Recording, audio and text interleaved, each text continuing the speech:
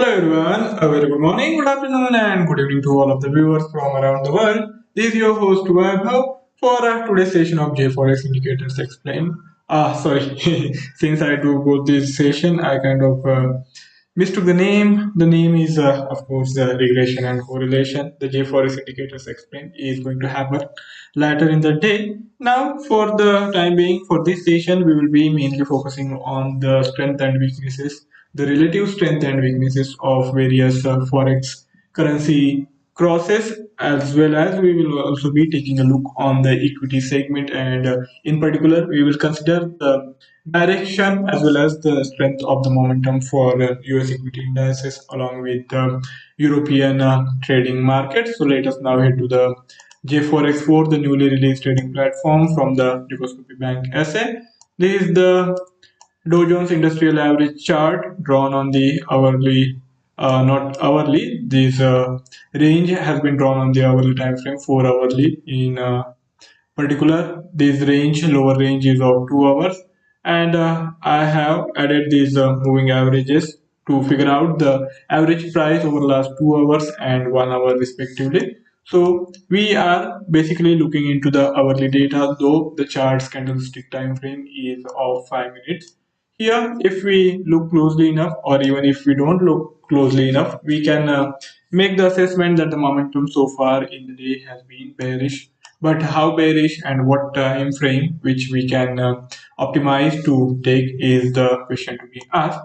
So here, if we simply go by the range so far, the Dow Jones Industrial Average has traded in the range of around 250 points, which is lower compared to its average true range for last couple of days. So we have the possibility of this range expanding further in the day, and to exploit that and to also get it right, because we have to determine if the momentum is going to remain bearish or if there is a possibility of turnaround and then the breakout on the higher side. So far so good for the bearish traders, as we have this formation of lower low and lower high also in place. If we get this fresh breakout on the lower side, then the confirmation will be there.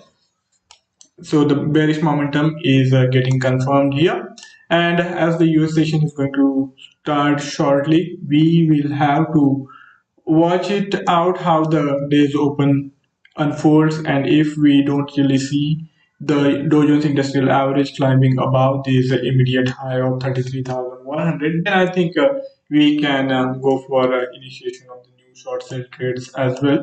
But before we determine to go for a short sell trade in Dow Jones Industrial Average, we have to consider its relative strength in respect of other equity indices, and then only we will be able to judge in a better sense whether to go for this instrument or to simply change the instrument or even change the direction. So for that, let us now consider the S&P 500 first, and we will also be taking a look on the Nasdaq. So is the S&P 500.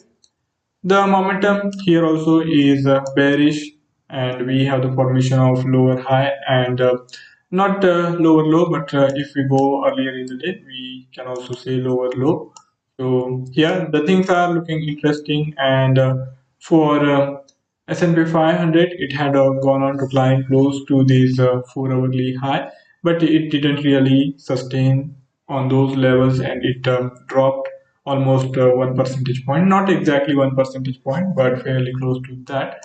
And now to determine whether this is the weaker one or the Dow Jones is the weaker one, we have to see when particular highs and lows were made. So using that analysis, we get a good idea of how things stand in respect of each other. So for S&P 500 earlier in the day, it made a low around 11:20 GMT, and for Dow Jones, the low happened later at 11:45 GMT.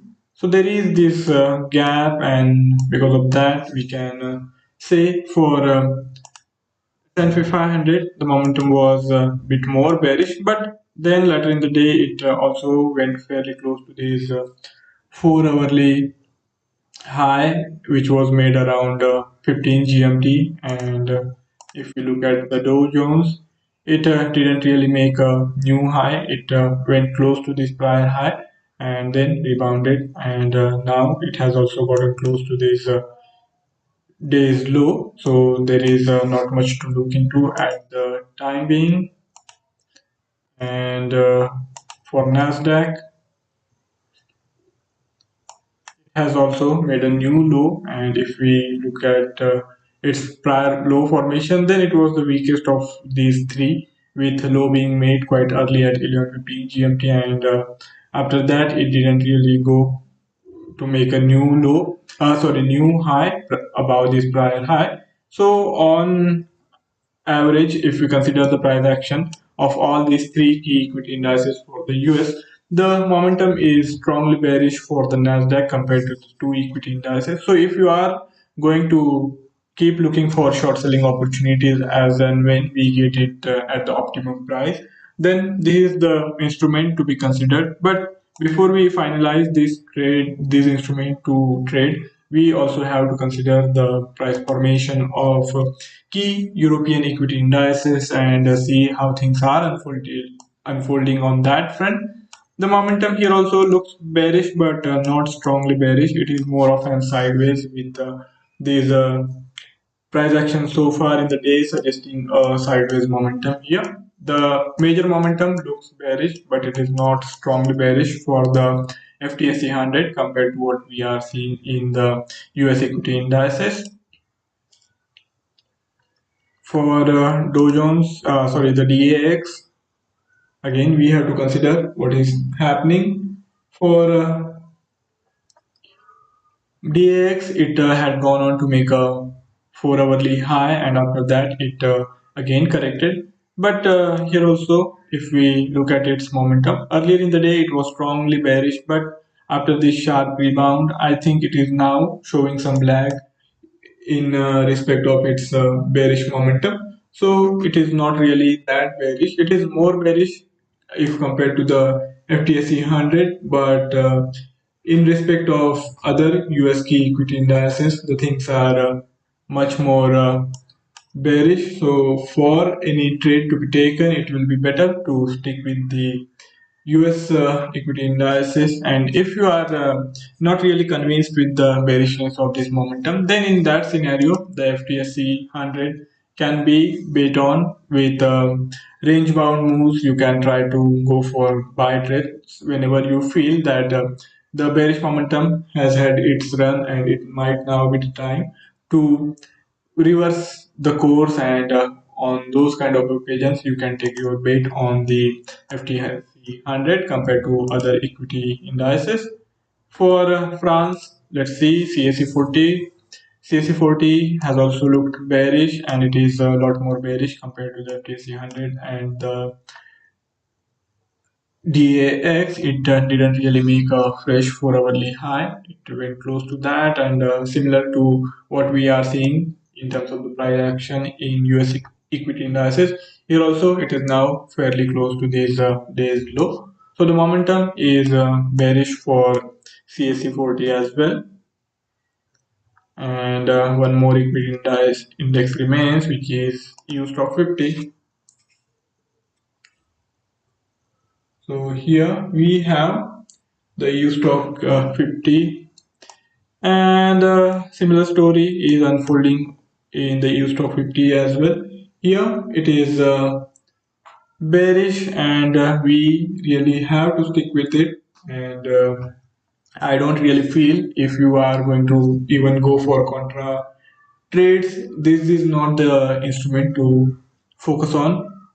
FTSE 100 makes a much more stronger case for any contra trend trades to be taken. So my bet will be on the FTSE 100's reversal before any other equity index in this space. Now we turn our focus to the forex side, and here the momentum has been on the side of dollar so far in the day.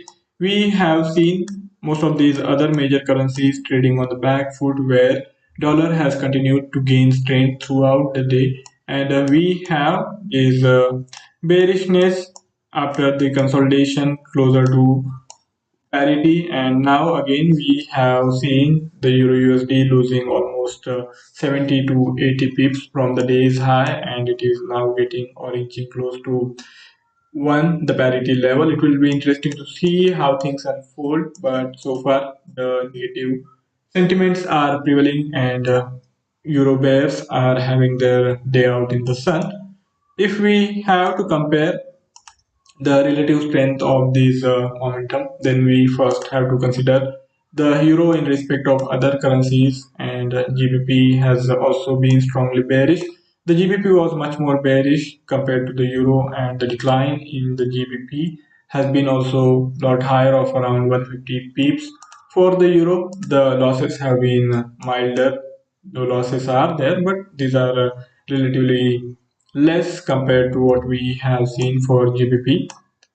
And if we turn our attention to other currencies, AUD, the AUD has also traded with the bearish bias and has lost almost 70 points from highs. And now comparing to its time frame, we will get idea of which is the stronger one and which is the weaker one on this bearish side. So here, if we consider the day's price formation, the new low was made around 11:55 GMT earlier in the day for Euro USD. It happened earlier at 11:05 GMT, and for GBP, my guess is it might have happened even earlier at 11:15 GMT. So it looks like that Euro USD made the low first, and after that the GBP USD made a low. But in terms of magnitude, the GBP's fall was much more significant. And then after some consolidation, again it took its turn on the lower side and inching close to the day's low. We compare it to the NZD USD. The NZD also made a low at around the same time of euro. The day's low was made, and after that it went into this consolidation phase and continued to trade lower. The magnitude of decline is also significant for the NZD, with losses of more than 60 pips.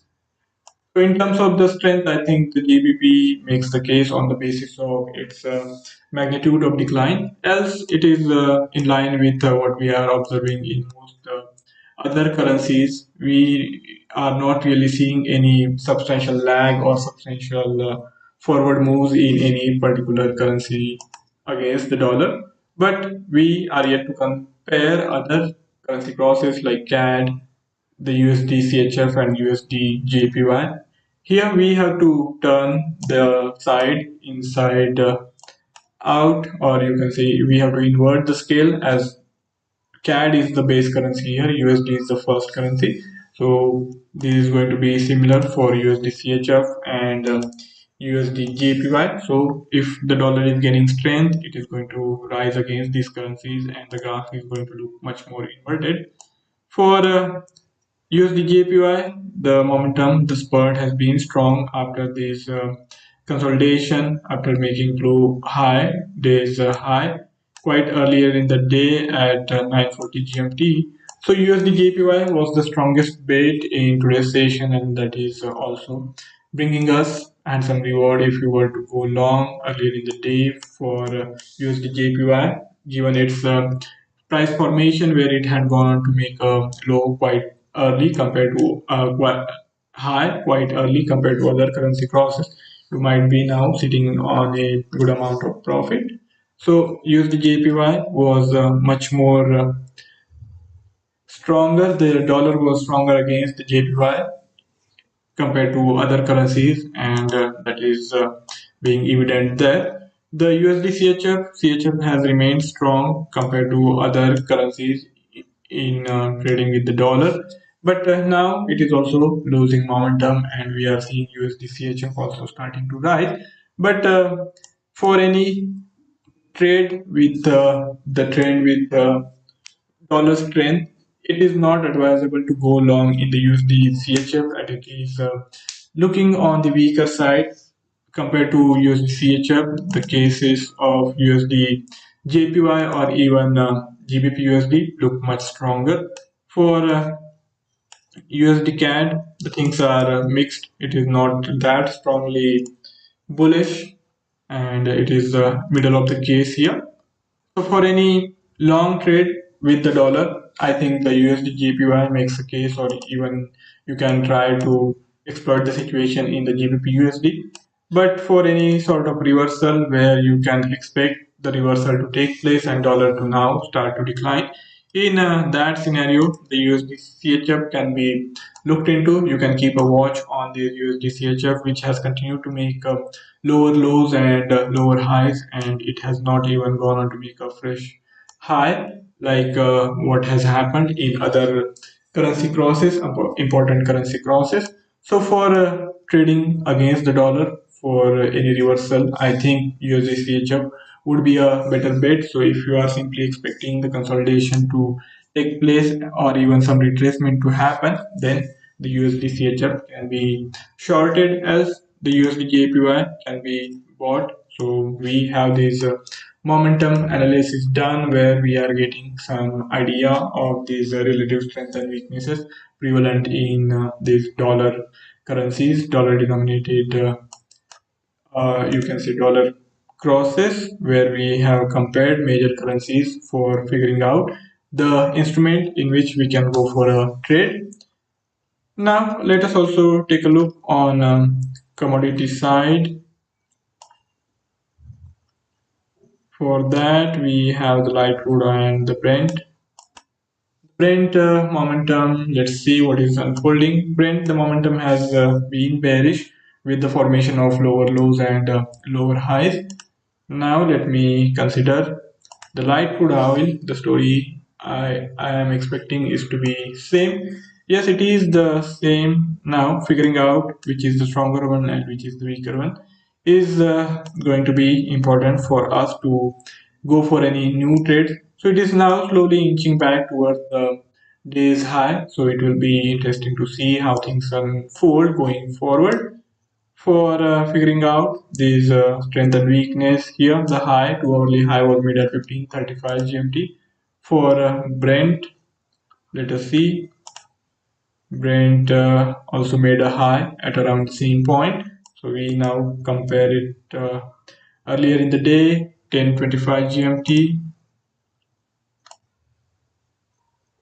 For light crude, it was early at 10:15 GMT. So for a bearish side, there is slight difference, and light crude oil looks slightly more bearish. But at the moment, both of these are climbing, and they are climbing with equal pace. So it will be interesting to see how this consolidation happens, and only after that we will be in a position to judge for any new initiation of the trade, whether to go for the short sale or whether to simply sit on the sidelines and wait for this consolidation to take place, and maybe at the opportune time you can make the reassessment and go for the new trade. So guys, that's all from my side for today's session. If any of you have any query or any idea to share, you can write back to me in the feedback section, and I will be more than happy to take the discussion forward. For further coverage of the market developments, do check out the Dukascopy Analytics page. We are also available on the Facebook. You can reach out to us there too. Thank you all for joining in. I'll be back tomorrow with the same currency crosses and same equity indices. All we will be doing is to take a take a new look to determine whether which is the instrument which can be used for initiating any trade in any particular direction. So that's our job going to be day in, day out. Thank you all for joining in. See you tomorrow. Goodbye.